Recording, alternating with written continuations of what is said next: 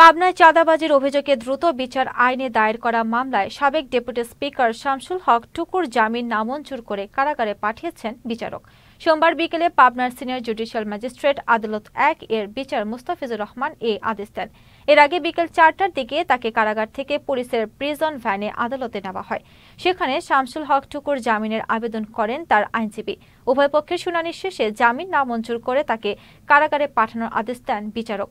গত বছরের ৬ নভেম্বর টুকুর বিরুদ্ধে আদালতে মামলা করেন বেড়া পৌরসভার বৃষালিখা মহল্লার ব্যবসায়ী মির্জা মেহেদী হাসান। মামলায় সাবেক ডেপুটি স্পিকার টুকু, তার ভাই সাবেক পৌর মেয়র আব্দুল বাতেন, টুকুর ছেলে সাবেক পৌর মেয়র আসিফ শামস রঞ্জন সহ ১১ জনকে আসামি করা হয়।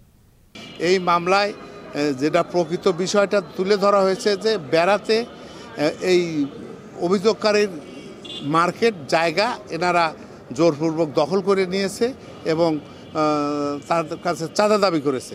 কিন্তু যে তারিখ এবং সময় উল্লেখ করে মামলাটা করেছে, দেখা যায় সেই সময় আমাদের আজকের এই প্রধান আসামি শামসুল হক টুকু সাহেব উনি তখন হলো সেনাবাহিনীর কাস্টডি এবং পরবর্তীতে উনি গ্রেপ্তার হয়ে জেল হাজতে।